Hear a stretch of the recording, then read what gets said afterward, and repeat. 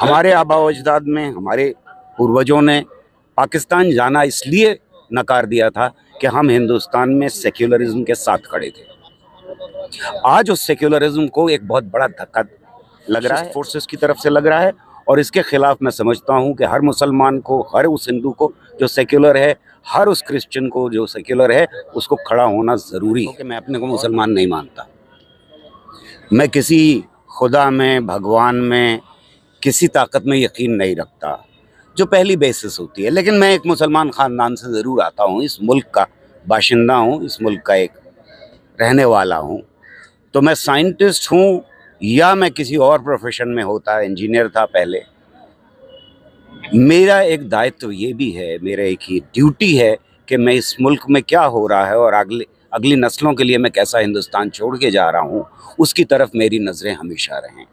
मुझे लगता है कि इस बीच में ख़ास तौर से 2014 के बाद वो हालात पैदा कर दिए हैं, जो रास्ता पाकिस्तान ने चुना था, उस रास्ते के ऊपर हमारा मुल्क बड़ी तेज़ी से आगे की तरफ बढ़ रहा है। हमारे आबा व अजदाद में हमारे पूर्वजों ने पाकिस्तान जाना इसलिए नकार दिया था कि हम हिंदुस्तान में सेक्युलरिज्म के साथ खड़े थे। आज उस सेक्युलरिज्म को एक बहुत बड़ा धक्का लग रहा है, फैशिस्ट फोर्सेस की तरफ से लग रहा है, और इसके खिलाफ मैं समझता हूँ कि हर मुसलमान को, हर उस हिंदू को जो सेक्युलर है, हर उस क्रिश्चियन को जो सेक्युलर है, उसको खड़ा होना ज़रूरी है। और अपनी आवाज़ को बुलंद करना इसलिए ज़रूरी है कि हम उनके लिए खाली फील्ड नहीं छोड़ना चाहते। वो सत्ता का इस्तेमाल करेंगे, वो पुलिस का इस्तेमाल करेंगे, वो ईडी का इस्तेमाल करेंगे, वो लोगों को जेल भेजेंगे, ये सब कुछ होगा।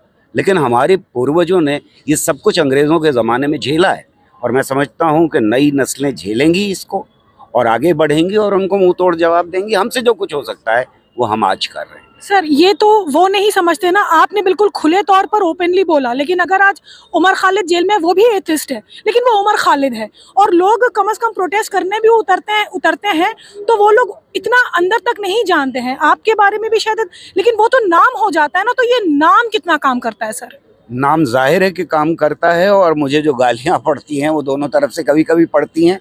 मुसलमान फंडामेंटलिस्ट भी उतनी ही गाली देते हैं जितने कि हिंदू फंडामेंटलिस्ट देते हैं।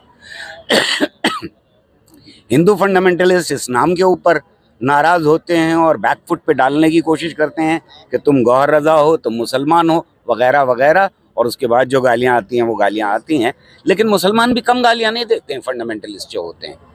मैं ये समझता हूँ कि मुझे अपनी position as citizen, as human being, वो पूरी तरह से असर्ट लगातार करनी चाहिए। इस पागलपन के दौर में अपनी आवाज़ लगातार उठानी चाहिए, और वो आवाज़ सेक्युलर हो, वो साइंटिफिकली टेम्पर्ड हो, यकीन हो रैशनैलिटी के अंदर। इसके साथ मैं आज की पॉलिटिक्स को देखता हूँ, और मेरे लिए बहुत इम्पॉर्टेंट है कि मैं लेफ्ट एंड प्रोग्रेसिव फोर्सेस के साथ खड़ा रहूँ।